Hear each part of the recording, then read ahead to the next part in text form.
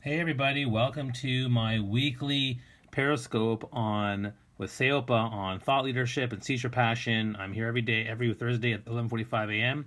And let's get going on our little Periscope here. Hold on, whoops.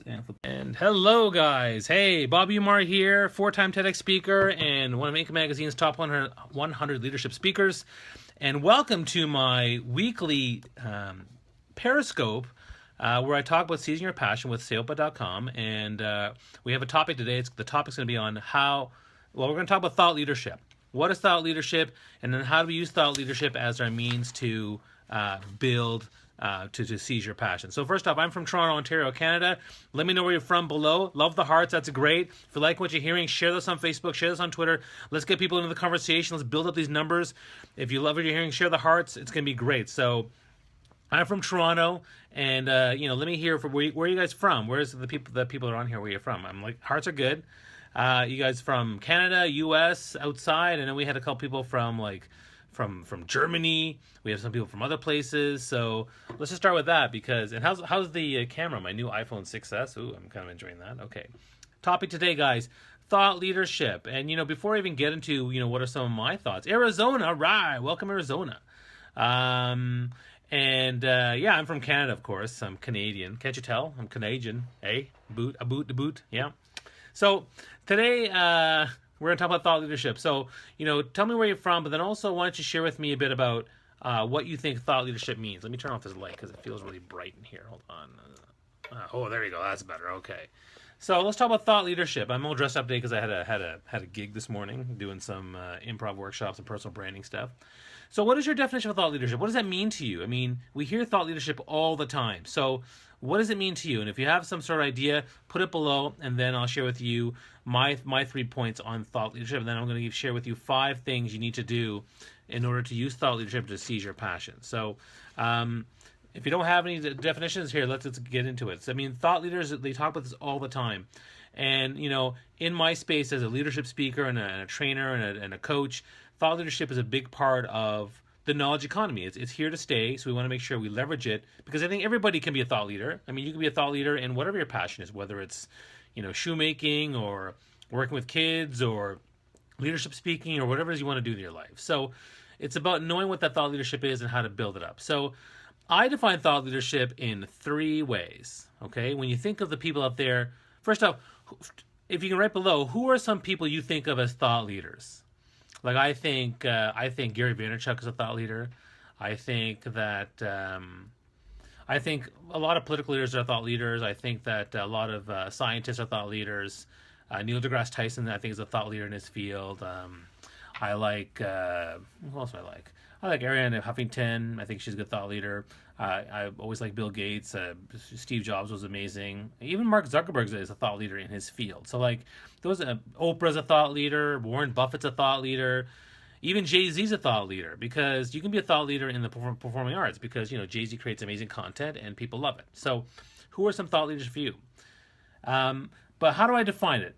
What makes a thought leader? What makes those people I just talked about, Jay-Z, Oprah, Gary Vaynerchuk, Warren Buffett, Bill Gates, what makes them all thought leaders? Well, there's 3 things you need to do to become a really well-known thought leader in your field. Number 1, you need to network. You need to build deep, authentic relationships, and you need to build a vast and diverse network of contacts. So every one of the thought leaders have that exact same thing. That's the first thing. The second thing you need to do is you need to be able to create and generate ideas and content all the time. So Jay-Z's writing songs, Warren Buffett is writing articles, Oprah is writing books. Everyone's creating more and more content and ideas to share their thoughts and ideas and leadership with the world. Yes, thanks for the hearts. I love that. You liking the hearts? Double tap, triple tap. Let's get all the hearts in there. I love that. So nice. Thank you. So first one is networking to either have deep connected relationships, but also have a broad range and diverse network. Number 2, having ideas and content and generating them all the time. And the third thing that thought leaders have is they're always working on their speaking and their writing skills. They're constantly building themselves up to be better speakers, orators, and better writers and communicators written-wise. So the best people who do that, Jay-Z's always writing new songs, and Oprah's always writing new books, and she's always speaking. So these are people that Gary Vaynerchuk is always speaking and writing stuff. So these people are networking, they're building ideas and content, and they're always speaking and writing and working on that. So that's what it takes to be a thought leader. Now the question comes, so if thought leadership is defined by having a deep and large network and by having generating ideas and content and always improving your speaking and writing, who are, hey, oi, welcome. Who are the people who are the what how do people use thought leadership to then seize your passion? Because that's what we're here for. We're here for seize your passion. And well, you're welcome to leave. Thanks very much. There's always people that are not always saying nice things, but that's fine. People are always welcome to leave. So, what do people do? So, for the most part, the number one thing I think people do use thought leadership for to seize their passion is really to take the passion that they have and turn it into expertise, right? So, for the most part, whatever your passion is, and first you know what it is. You want to take that passion and then really, really take it and turn it into some sort of expertise. So, for the most part, that's what you have to do. So, Malcolm Gladwell says it only takes 10,000 hours to become an expert at something. So what you can do is just say, here's my passion, and I've really outlined this out. Now what I'm doing is I want to become good at it. So know what you love and then get good at it. All right? Or maybe you're already good at it. I mean, when I learned about my passion was networking and connection, I basically became good at it. But I already was good at it, and I just honed it even better. Now, when it comes to thought leadership, most people do one or two of the three things. They're either good at networking, or they're good at writing or speaking, or they're good at ideas and content, but not all three. And you have to work on all three and build them all up. So number one thing is take your passion, turn it into expertise, and then get good at whatever that is. And become that thought leader in that passion field of yours. The number two way to take thought leadership and use it to seize your passion is really to become an authority figure. Because once you become an authority figure and you build that expertise and people know you for who you are and what you do, if you are the authority figure in shoemaking or kids or parenting or technology, then two things happen. One is you build trust with them, and number two, you build a tribe. And so trust and tribe are the best ways to get people on board for you to seize your passion and get people on board to actually share your passion and actually, be supporters, be buzz agents, be people that are willing to talk about the stuff that you're talking about. All right, so first off is passion. Turn your passion into expertise. Number two, become an authority figure. Number three, networking better. So what that means is you have to network to build connections that broadly to let people know about what you're doing with your passion, but also taking people who are really into what your passion is. So let's say your passion is photography, and you find like-minded people who are into photography. You need to spend time to dive deep into that network relationship, build that connection, build that relationship, and really take that to the next level, because that's going to help you in the long run. All right, so today we're talking about how to take thought leadership. We've defined thought leadership as networking extensively and broadly, but also deeply, creating ideas, kick-ass ideas and content, and then always speaking and writing and building up your repertoire and expertise in those areas. How do we use it to seize our passion? Well, number one, to take your passion, become an expertise. Number two, become an authority figure, build your trust in your tribe. Number three, network deeply and broadly with people who share that passion. Number four, always work towards becoming a better communicator. I mean, the more you can communicate what your passion is, the more people are going to start to resonate with it and respond to it. So you talk about it, you write about it, you speak about it, but the more you talk about it and communicate about it with the people that are there, they're more likely to get on board with the idea of, this is the passion, let's try to build this passion, make it something huge. One thing I'm very passionate about is personal branding, and I'm running on an event called Discover Your Personal Brand, dypb.ca. And I have a team, and the reason I have a team is because I talk to them very passionately and communicate all the time about what we're doing, what our vision is, what the why is, what's the pain point we're trying to solve, who's our target audience, and what's the emotions they're feeling. And when we know that and you communicate that in a really effective way, people get empowered by that and they want to help. And that's why if you're trying to be passionate and you want to build thought leadership, use your communication skills to build and use that thought leadership of communication skills to get people to seize your passion. Yes, thank you, Nikki. I appreciate that. The website's going to launch probably in a week or two. All right. And then, so we've done four now. The four things I'm saying, how to use thought leadership to seize your passion. Number one, take your passion and turn it into an expertise and get good at whatever it is you're passionate about. Number two, become an authority figure to finally, and thank you for the hearts, love that. Number two, become an authority figure to build trust and build your tribe and ultimately build influence, right? And actually make greater impact in your life or whatever that passion is.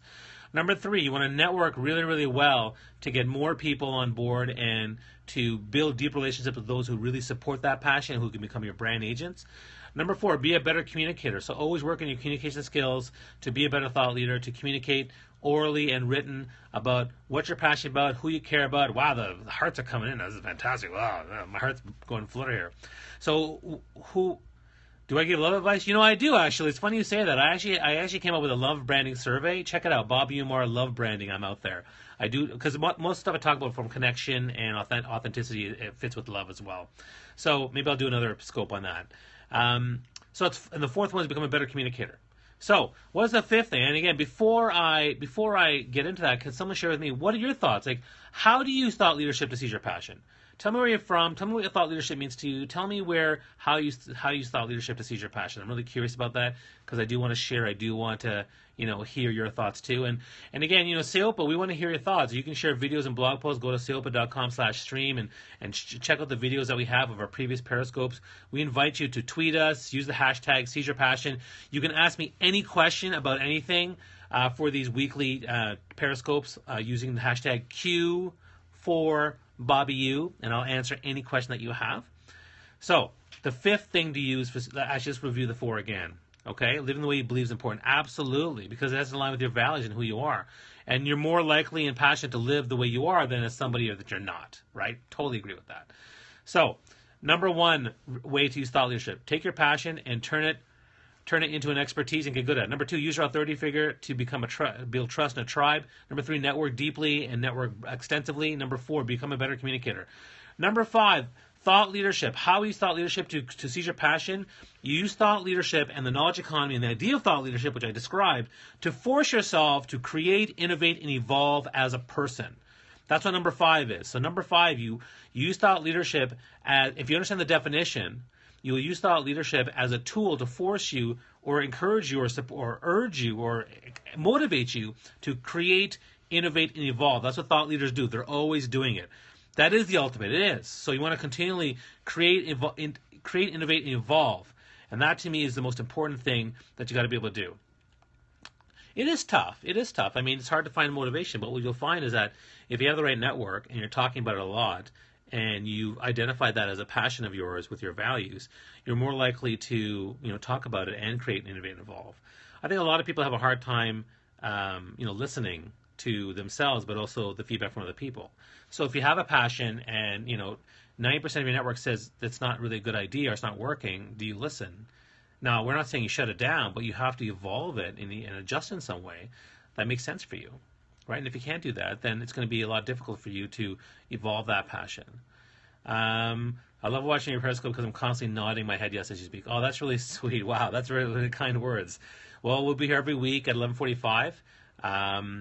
Thanks, Nikki. We'll be here every week at 11:45. I'm going to try to be in Periscope more often. I actually went on yesterday, first time in like ages. I'm going to try to be on here more on a daily basis. Hopefully you'll like that. My plan is to be on here every day around 8:50 a.m. Eastern Standard Time and just chat for 10 minutes or answer any questions. But every week I'll be in SaleBot.com to talk about our topic. So the top 5 ways. First, define thought leadership. It's about networking extensively and broadly and deeply. Number 2, generating kick-ass ideas and content. Number 3, speaking and writing and always working to build those skills better.